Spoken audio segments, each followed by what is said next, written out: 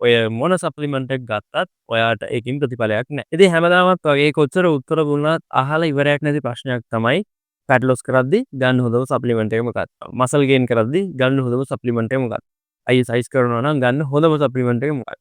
ඉතින් මට කියන්න තියෙන්නේ ඔයාට ශක්තිය අයවැය. එහෙම නැත්නම් කැලරි දහනය සහ කැලරි ඉන්පුට් එක. එහෙම නැත්නම් කැලරි ශක්ති ප්‍රමාණයක් කොච්චර ඔයා ඇඟට දාගන්නවද කියන එක ගැන අවබෝධයක් නැත්නම් ඔය මොන සප්ලිමන්ට් එකක් ගත්තත් ඔයාට ඒකින් ප්‍රතිඵලයක් නැහැ. ඇයි මං එහෙම කියන්නේ?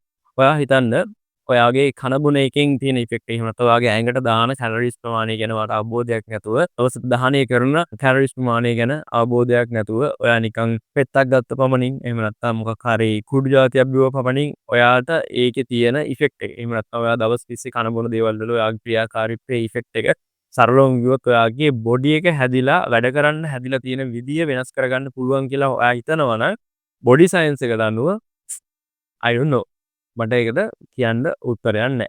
ඉතින් අංක 1 ඔයාගේ කැලරීස් ගැන ඔයා අවබෝධයක් තියෙන්න ඕනේ. එහෙම නැත්නම් කැලරි අයවැය නැත්නම් අපි කියන ශක්තිය අයවැය කියලා සිංහලෙන්. ශක්තිය වයින් එක තමයි කැලරීස් කියන්නේ. ඉතින් ශක්ති අයවැය ගැන ඔයාට යම්කිසි අදහසක් තියෙන්න ඕන. හරි. කෙනෙක් හිතන්න පුළුවන් නෑ ඉක්මනට රිසල්ට් එකක් ගන්න පුළුවන් ස්ටෙරොයිඩ්ස් වගේ දෙයක් පාවිච්චි කරවුවොත්. ඔව් මම නෑ කියන්නේ. ස්ටෙරොයිඩ්ස් වගේ දෙයක් පාවිච්චි කරවුවොත් ඔයාගේ රිසල්ට් එක ඉක්මන් වෙන්න පුළුවන්. ඒක අපි කියන්නේ ඉංග්‍රීසියෙන් performing enhancing drugs.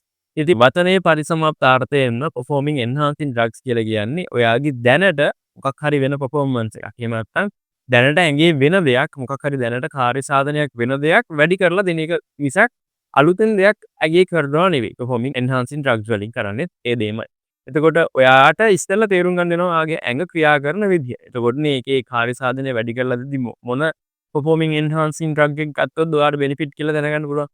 සහ performing enhancing drugs ගත්තත් ඔයාට කැලරි අයවැය ගැන අවබෝධයක් තිබිය යුතුමයි. ඉතින් කැලරි අයවැය ගැන මට කතා කරන්න ගොඩාක් ආසාවක් තිබ්බ මාතෘකාවක්. මොකද හැමෝටම තියෙන ප්‍රශ්නයක් විසඳන්න පුළුවන් මාතෘකාවක්. හැබැයි ගොඩක් අය අහන ප්‍රශ්නේ වැරදි ප්‍රශ්නයක්. අහන්නේ සප්ලිමන්ට් එකකින් කොහොමද එයාගේ අවශ්‍යතාවය සම්පූර්ණ කරගන්න පුළුවන් කියලා. ඒ වාලගේ තියෙන අවශ්‍යතාවය ඇවිල්ලා ෆැට් ලොස් කරන එක. ඔයාගේ අවශ්‍යතාවය ඇවිල්ලා මසල් ගේන් කරන එක නම් ඒක සප්ලිමන්ට් එකකින් විතරක් කරන්න බෑ. සප්ලිමන්ට් එකක උදව් කරගන්න පුළුවන්. ඒකත් ඔයාගේ කැලරි අයවැය කොටසක් විදිහට.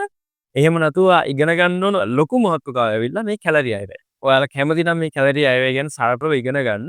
මේ වීඩියෝ එක යටින් කමෙන්ට් එකක් දාන්න. එතකොට මම කැලරි අයවැය ගැන කොටස් වශයෙන් ටික ටික කියලා දෙන්න මම හිතන්නේ. එක වීඩියෝ එකකට කැලරි අයවැය ගැන කියලා දෙන්න පුළුවන් වෙයි කියලා. ඉතින් ඒක ඊටාම සරල දෙයක්.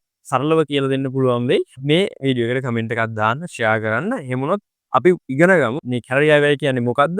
කොහොමද අපි ඒක උදව් කරගන්නේ? අපේ ඇඟ අපි ආස කරන විදිහට ගේනවා නම් ඒක ගැන අපි කතා කරමු. එහෙනම් එකතු වෙලා ඉන්න මේ ඔයා නොදන්න ෆිට්නස් සරලව ඉගෙන ගන්න තැන Gym Fitness by Tenura.